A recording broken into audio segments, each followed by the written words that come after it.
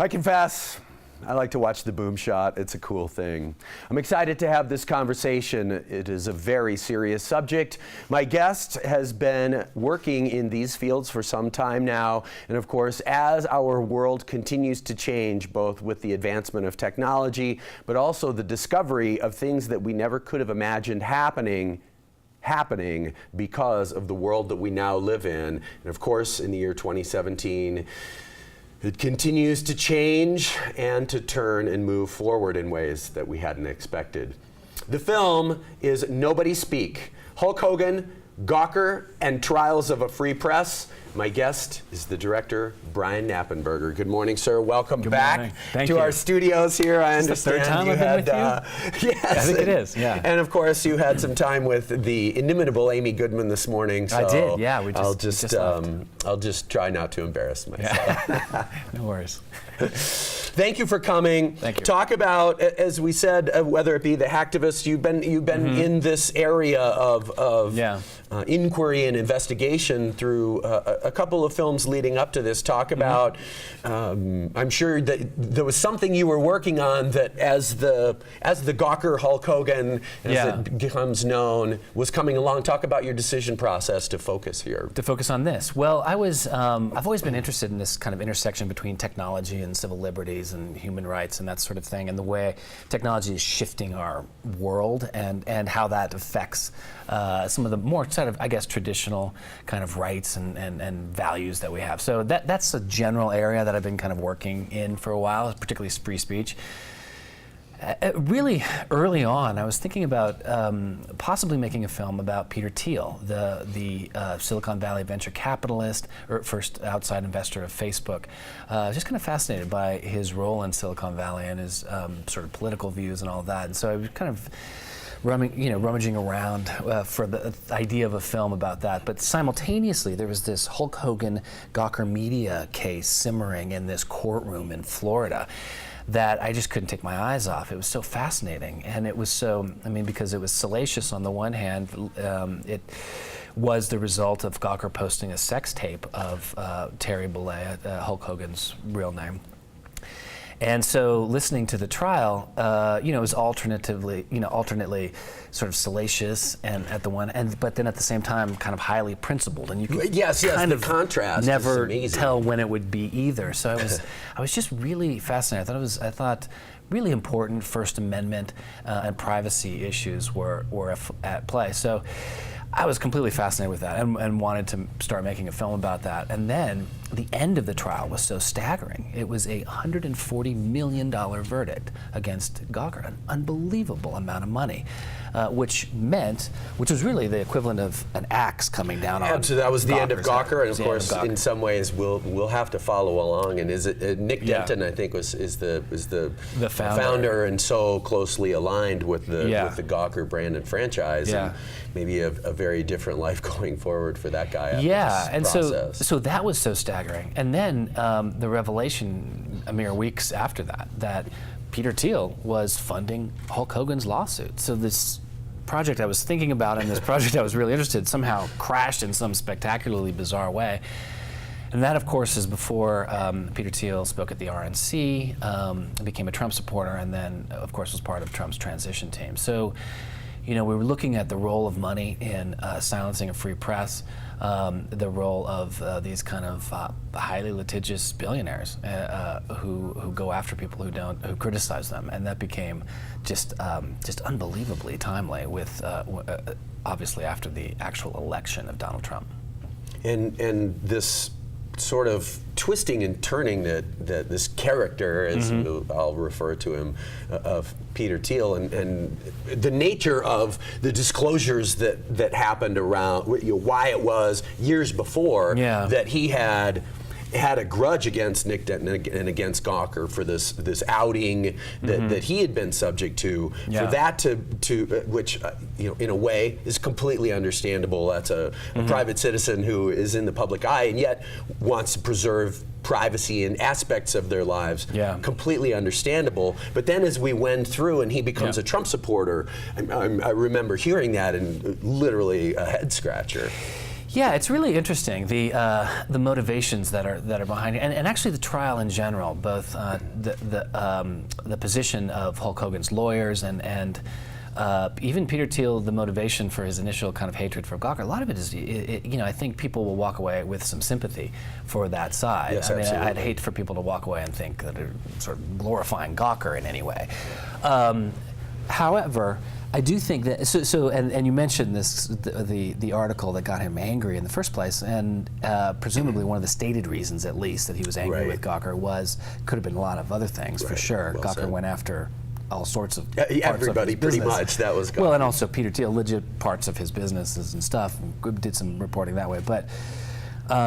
Yeah, I mean, the stated reason that at least one of the stated reasons was that they outed him on their pages in 2007 in a article called "Peter Thiel is Totally Gay, People," and that says a lot about Gawker. Actually, Yeah. It's that choice sort of tone, language and choice of tone, language. yeah. Also, not hesitating to out somebody, which is something that I think the mainstream media would never do.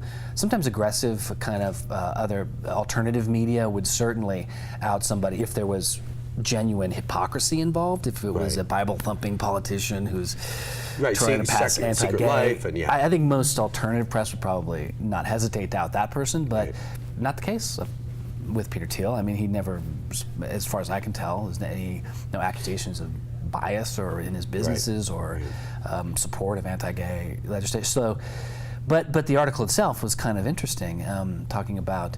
Really, it was about bias in venture capital. That's massive amount of money that's sloshing through Silicon Valley, and maybe these venture capitalists are funding people like themselves. That's a substantive and legitimate article, but of course it has this snarky kind of attitude. So that's a pretty good description of Gawker. No doubt about it. Should we take a look? I think we've got a little piece of film. We'll take a look at it, and there will be much more to discuss after. So, here we are in 2017. We have recently inaugurated an embattled person. There's very little consensus on this as our leader of the free world and of the United States, but most importantly, in the context of our conversation. Now, we've seen this story in this episode that has raised all of these issues, and now we have a guy who by himself occupies 1/3 of the branches of the federal government of the United States, and his feeling toward, I think, I say the press, but toward people who are investigating. I mean, of course, on some level, you're a member of the press, but you're a filmmaker, but this guy doesn't want you to be doing what you're doing, no matter what your title or label is, period. It's I mean, look, frightening. what we've seen, I think it is frightening what we're seeing with Trump. What we've seen in the last year with candidate Trump has given us some real, genuine cause to be concerned. I mean, this guy has said he's going to open up the libel laws and sue to the press, pointing at them, we're going to sue you like you've never been sued before. He's tried to turn his supporters against the press.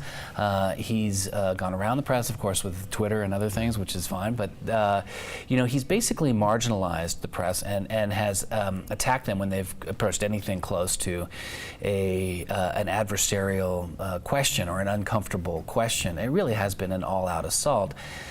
And it certainly didn't stop when he was elected, and it certainly hasn't stopped since the inauguration. I mean, we had Sean Spicer, the press secretary, march out and berate the press for underestimating the size of the crowds. Actually, the press was reporting accurate information. Right, and this whole idea that they're sort of pride or relishing going to war. I hate to use that phrase, but I think it's a fair phrase. It's a war on journalism. It's a war on the press. For this issue that's not. Look at the pictures. Yeah, I think we were worried, and in the film, of course, we talk a lot about candidate Trump. And a little bit about President-elect Trump, but I think there's plenty of reason to be worried now that he's got control of the executive branch of the United States government, one of the most powerful institutions in the world. What is he going to do to try to silence those who disagree with him? that's not too extreme a question. Will he use the great power at his control to try to silence dissent? And of course, that's presumably not the country we live in. We live in a country that privileges the First Amendment, free speech, a free press, has the Fourth Estate that is meant at its core to challenge power. I mean, journalism is the only profession actually listed in the Constitution of the United States. This is something that goes back to our very, very founding. We need a president, various branches of government with checks on power, but we also need a strong press that keeps people in line. And I think that's what is under threat right now.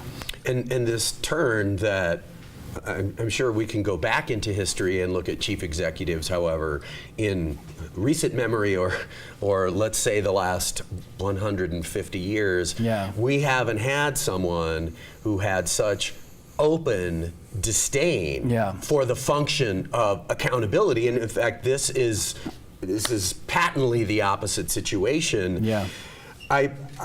I want to be hopeful in some way, which is difficult right now. I wonder where you are on that emotional spectrum, if at all, in the line of work that you do. Yeah, I actually am relatively optimistic about this because this is now a time, look, the press has a tendency, certainly the corporate media has a real tendency to ingratiate themselves with power, to sort of not ask tough questions, and maybe they've forgotten their role a little bit. And what makes me a little bit hopeful, well, first of all, that march the other day made me hopeful. Oh, that was very, very moving. Across the world. Yeah, but the other thing I think is that now this is a real chance to define the press. They're not there to be buddies. They're there to ask tough questions on behalf of the American people. That's the thing. So if this energizes a conversation that about what the role of the press is, I think that's a pretty good potential time. I think that could be a benefit. It's not going to be easy. And look, lots of politicians and powerful people don't like the press. I mean, that's just how it is. Even Obama said he hated the press, but I love and respect what you have to do. I mean, you know, this is the fabric of our country. No question. And so what President Trump has to do is he has to forget about it. You know what? Go get on with the business of trying to govern the people of the United States and understand that this is always going to happen. Don't relitigate the election endlessly. Don't blame the press if not enough people turn out to your inauguration. You know, do better. Do better. And the other thing that occurs to me, and this is an essence of hopefulness, is that the guy actually has the job now. Yeah.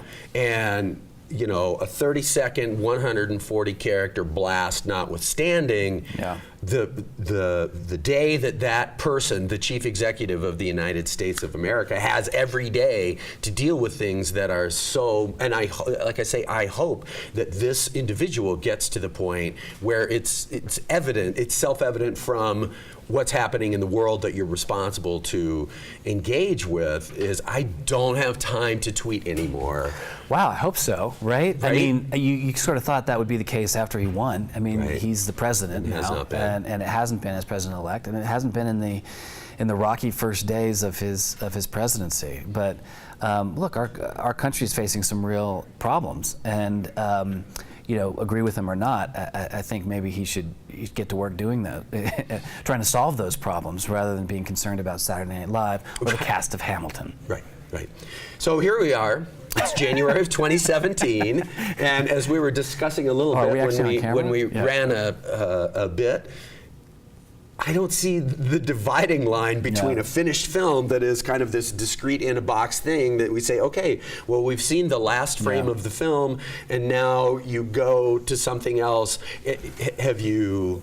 I know you haven't had enough of this, to speak, you never will, and your filmography reflects that. But what do you work on now? Are you already, usually when folks are here, they've already got a project that they're engaged in, that they're focused on? Is that the case for you? Are you observing now? What's happening? Observing, I mean, it's been quite a push to get this done. I mean, most of the events in our film happened fairly recently, so we've been really focused on this. But yeah, I'm continuing to be fascinated by this and the sort of information war that defines our times. This battle between fake news and the truth and what, you know, I mean, this is important, and it's relatively new, the way that these dynamics are shaping and shifting. So to try to look for stories and try to bring clarity to that is something I'd be really, really interested in. We don't quite know how this is going to turn out yet. Truly. And so I think to be smart, to look for the downside, to look for, to seize opportunities where you can, I think that's probably the best way forward. And it occurs to me that some of the challenging practicalities of doing the film festival circuit, and, right, you're starting here and you're going to be sharing this film with a lot of people, might also be a good observational time to sit back, and you literally can't be so focused on producing something new because you're doing Q&As after screenings and that kind of thing. But that's part of the process. Yeah, absolutely. I love that. And is that a good time for you to kind of free your work mind to percolate and see what bubbles up?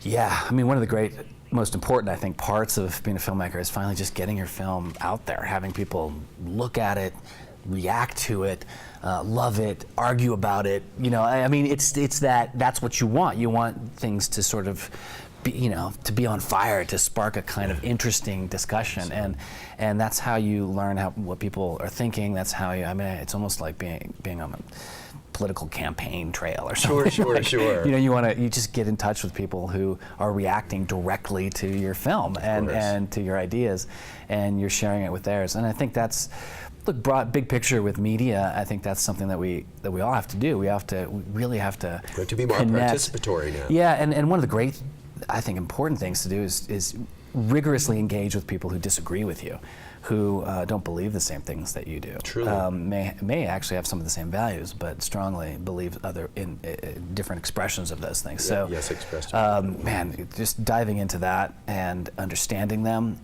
trying to comprehend different viewpoints is pretty. I think that's pretty key right now, and it makes for good stories. I mean, I think if you're making a documentary and you're only kind of telling one side, or you're trying to make a point, it's not. It's not as interesting. It's not as interesting a story. You have to really. A lot of times, the best parts are when you're just rigorously, honestly engaging with people who are complete polar diametrically opposite. Opposed. Absolutely. Yeah, I mean, so I think I'll continue to do that for sure. Well, I think I speak for the entire film community unreservedly when I say that we all want a Brian Knappenberger that is on fire. we are fortunate to be able to have this opportunity to see new work from a committed documentarian and filmmaker. We are grateful for that. I think in 2017, I see in a very grave way the need for this format of storytelling and investigation that sits alongside the more traditional press of the newspaper and the daily news cycle and that sort of thing. And in many areas, it feels like Sundance 2017 is about how much we need you in all seriousness. And so we're grateful to have you join us here. Do we need to talk about screenings? Have you got more screenings here? Actually, our first screening is today. Premiere screening. Premiere is today, and you told me that earlier. I apologize. No, it's that's a big deal. Super excited. That's the first time it's going to be on screen in front of audiences, and then we play every single day till the end of the festival. So today afternoon, and then every day. So come catch us. Thank you, sir. Great to sit and speak with you. Thank you very much for the work that you do. In the truest sense, you are a great American. Keep it up. Thank you. And we'll hope to see you here again soon. Thanks. Hulk Hogan, Gawker, and the media. These all come together. Nobody speak. The film is premiering today. Make sure to include it in your festival plans. We'll be right back after this.